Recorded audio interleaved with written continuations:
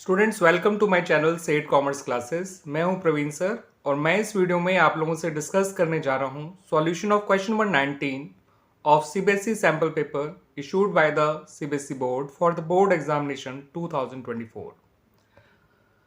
ये जो question number 19 है बच्चों, वो कुछ इस तरह से है। लिली लिमिटेड ने फॉरफीट किए हैं 100 शेयर्स जिनकी फेस वैल्यू है ₹10 पर शेयर और इनको इशू किया गया था एट अ प्रीमियम ऑफ 10%, यानी कि एट अ प्रीमियम ऑफ ₹1 पर शेयर। इन शेयर्स पे केवल ₹8 कॉल्ड अप हैं। ठीक है बच्चों, ये जो ₹8 कॉल्ड अप हैं इसमें प्रीमियम का पैसा इंक्लूड नहीं होगा बच्चों, इस बात को ध्यान रखिएगा। प्रीमियम इसके अलावा होगा।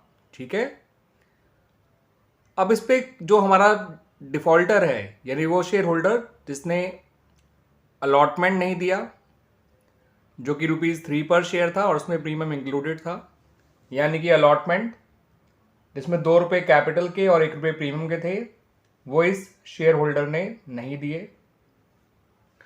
उसके अलावा उसने फर्स्ट कॉल जो कि ₹2 पर शेयर थी वो नहीं पे करी। ठीक है बच्चों, अब इसके फॉरफिट किए हुए शेयर्स में से कंपनी ने 60 शेयर्स को रीइशू किया है राम को as fully paid up. Fully paid up का मतलब होता है कि पूरी फेस वैल्यू आपको शेयर कैपिटल में क्रेडिट करनी है, जो कि ₹10 पर शेयर है। फुली पेड अप मानते हुए ₹8 पर शेयर का इनको रीइशू किया गया है, यानी कि ये 60 शेयर जो राम को रीइशू किए गए हैं वो एट अ डिस्काउंट ऑफ ₹2 पर शेयर रीइशू किए गए हैं। उसके बाद कंपनी ने 20 शेयर्स और रीइशू किए हैं और ये शेयर्स सूरज को रीइशू करे गए हैं।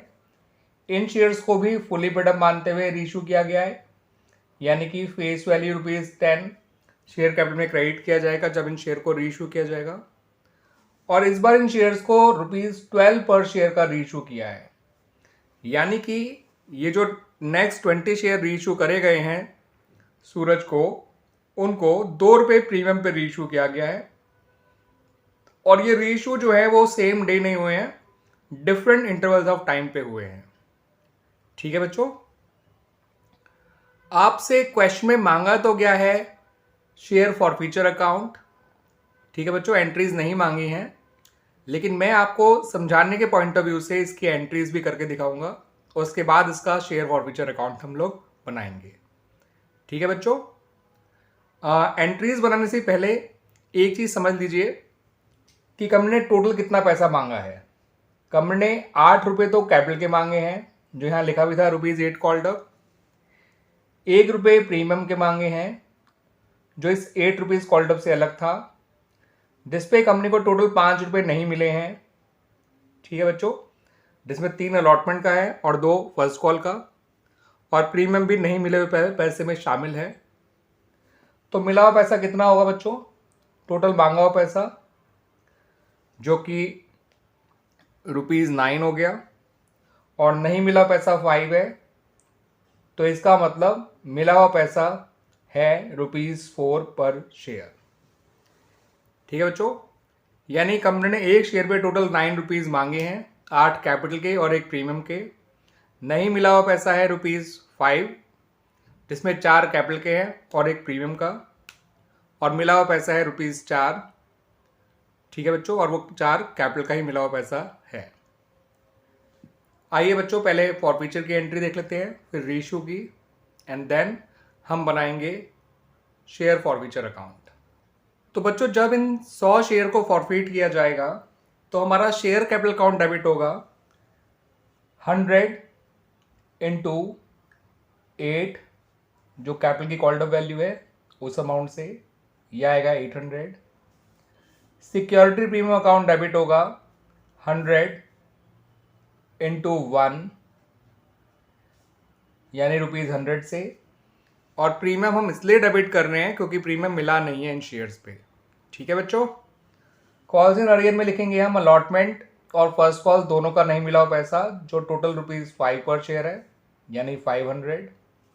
और शेयर फॉरफीचर अकाउंट में लिखेंगे 100 इंटू 4, यानी कि 400। इसका ध्यान रखिएगा कि आपको पर शेयर ₹4 मिले हुए हैं। ठीक है बच्चों, अब बात करते हैं उन 60 शेयर्स के रीइश्यू की जो राम को रीइश्यू किए गए थे, फुली पेड अप मानते हुए रीइश्यू करे गए थे। तो 60 इंटू 10 तो आप डाल दीजिए कैपिटल में। जब भी शेयर्स को फुली पेड अप मान के रीइश्यू किया जाएगा, इसका मतलब होता है कि शेयर की फेस वैल्यू आपको शेयर कैपिटल अकाउंट में क्रेडिट करनी है। 60 इंटू 10 होता है 600। उनको ₹8 पर शेयर का बेचा गया है, रीइश्यू किया गया है। तो 60 इंटू 8 होता है 480, और आपने जो डिस्काउंट दिया है वो ₹2 पर शेयर है। तो 60 इंटू 2 होता है 120। क्लियर बच्चों, ये रीइश्यू की एंट्री। अब इन शेयर्स पे गेन निकालना देखिए बच्चों, बड़ा आसान है। आपको पता है कि आपको एक शेयर पे ₹4 मिला हुआ था जब आपने फॉरफिट किया था, टोटल 400 रुपये। तो पर शेयर फॉरफिट अमाउंट जो है वो ₹4 है। आपने जो डिस्काउंट दिया है on the reissue of this share, वो पर शेयर ₹2 है। तो आपको एक शेयर पे जो गेन हो रहा है on reissue of 1 share in the case of Ram, तो वो ₹2 पर शेयर आपका गेन हो रहा है। और ऐसे ऐसे आपने 60 शेयर्स राम को इशू किए थे, तो आपका ओवरऑल गेन आ जाएगा ₹120। गेन पर शेयर को मल्टीप्लाई कर दीजिए with the number of shares reissued, आपका ओवरऑल गेन निकल आएगा। अब बात करते हैं उन शेयर्स के रीइश्यू की जो सूरज को रीइश्यू करे गए थे। तो ये शेयर्स बच्चों प्रीमियम पे रीइश्यू करे गए थे, फुली पेड अप मानते हुए रीइश्यू करे गए थे। यानी शेयर कैपिटल तो आप क्रेडिट करेंगे 20 इंटू 10, दैट इज 200। बैंक में आएगा 20 इंटू 12, क्योंकि इनको ₹12 पर शेयर का रीइश्यू करा गया था, दैट इज 240। और सिक्योरिटी प्रीमियम आ जाएगा 20 इंटू 2, दैट इज ₹40। क्लियर बच्चों, अब इन शेयर्स पे कितना गेन हुआ वो समझ लीजिए। सेम लॉजिक, आपको पर शेयर मिला हुआ पैसा था ₹4, आपने डिस्काउंट दिया on the reissue of share 0 पर शेयर, क्योंकि शेयर प्रीमियम पे रीइश्यू करे गए हैं, यानी कि इनके रीइश्यू पे कोई डिस्काउंट दिया ही नहीं गया। हाँ, मैं थोड़ा आपको और क्लियर कर दूं कि जो भी शेयर्स के रीइश्यू पे डिस्काउंट दिया जाता है वो फॉरफिट शेयर अकाउंट से या शेयर फॉरफिचर अकाउंट से कवर किया जाता है। उसके लिए शेयर फॉरफिचर अकाउंट को डेबिट किया जाता है, जो हमने राम के केस में किया भी था। आपको यहाँ पे गेन हो रहा है ₹4 पर शेयर, और आपने ऐसे से 20 शेयर रीइश्यू करे हैं, तो आपका ओवरऑल गेन हो गया ₹80। तो इस तरह से हमारी ये सारी एंट्रीज बन गई हैं बच्चों, फॉरफिचर की, रीइश्यू की and even gain on reissue की।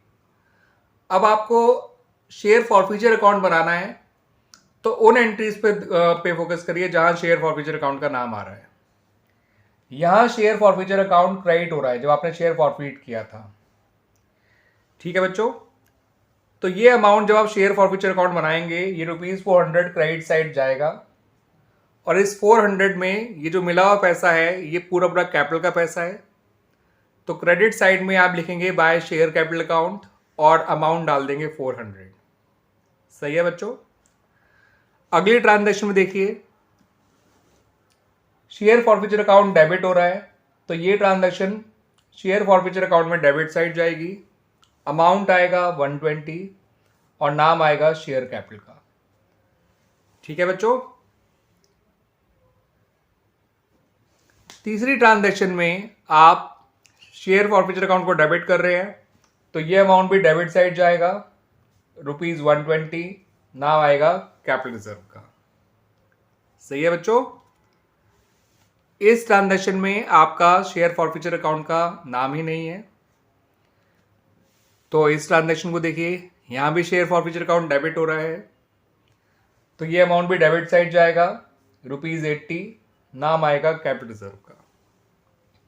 ठीक है बच्चों, तो आइए बना लेते हैं अपना शेयर फॉरफिचर अकाउंट।